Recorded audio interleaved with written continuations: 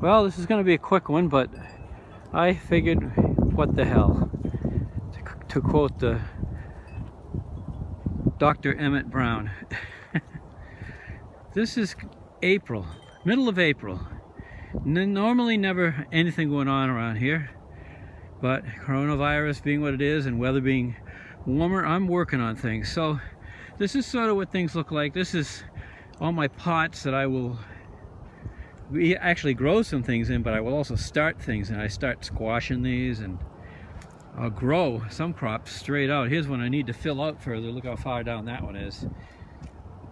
Here's this edge here. I got a lot of cleaning out to do all along this fence where I grow the bean wall. This piece of landscaping cloth is see-through, so I'm not going to take it out. I'm going to clean it off and put stuff like this that is not see-through. So, but I got to get a whole bunch of new clips. Clips are these things right here, and they're much better than I was using. Pieces of wood, which you'll see laying around here, and bricks, which you'll see laying around here.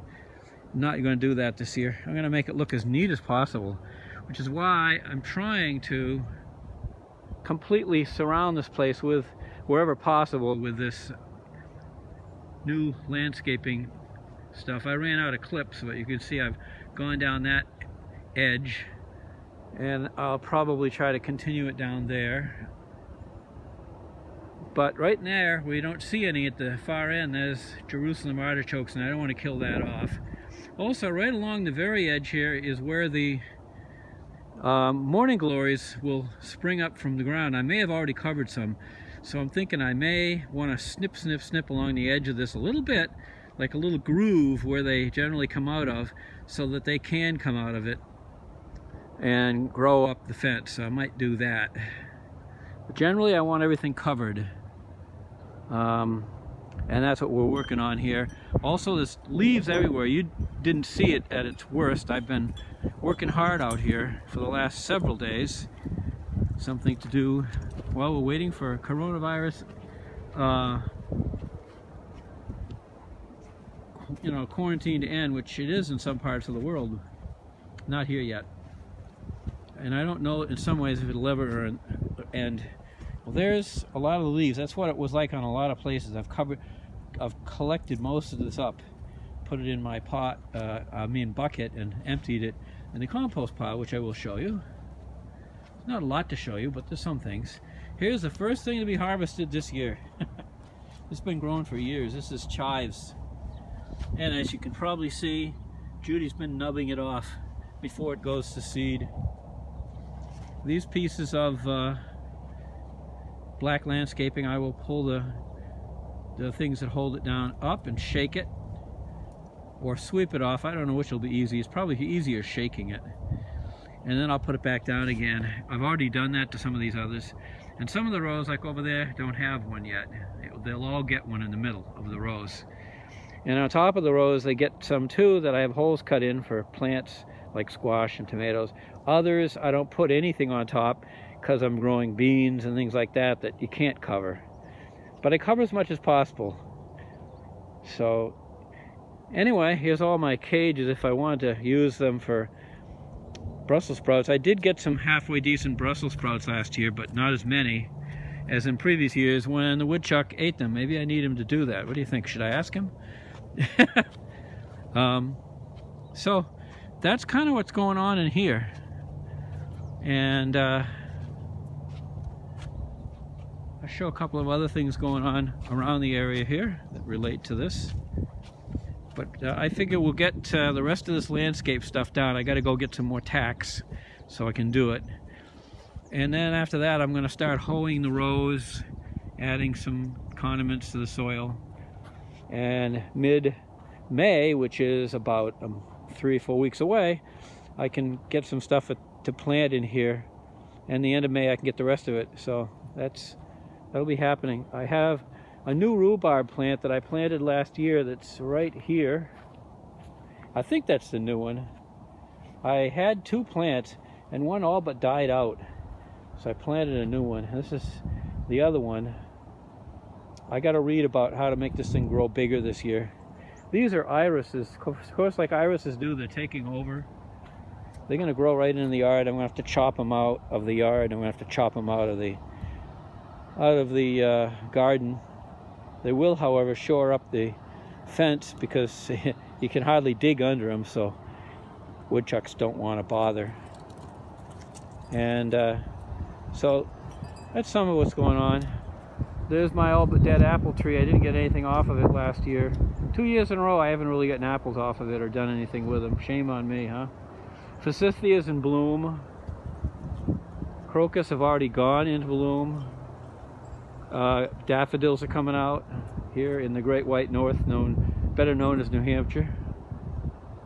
So that's a bit. I could swear there was something else I wanted to show out here, and I can't think of what it was. I've been doing some work over here on the back 40, yes, behind my house. I'll show you that. This is all gardening stuff, so I think it fits. But if you look out into my woods at this time of the year, you can see all the bad trees. Like, there's that one there. Just dead. It's got to be cut down.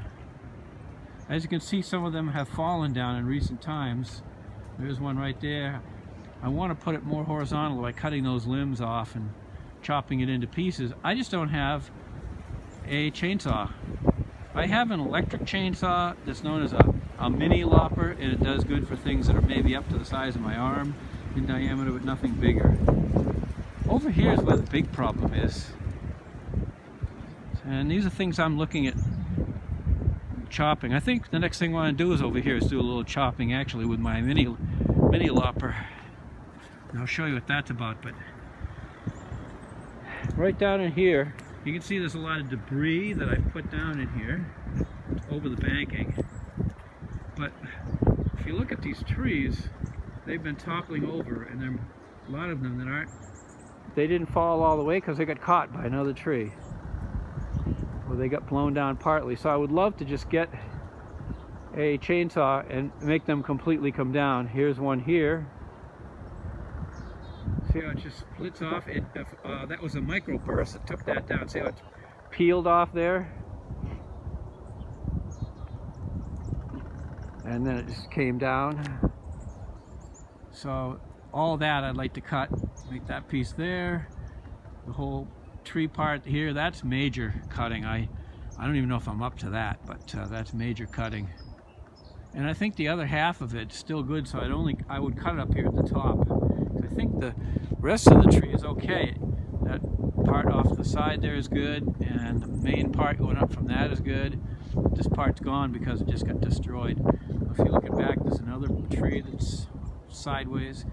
Yeah, I probably could use a tree service there just to make it look prettier.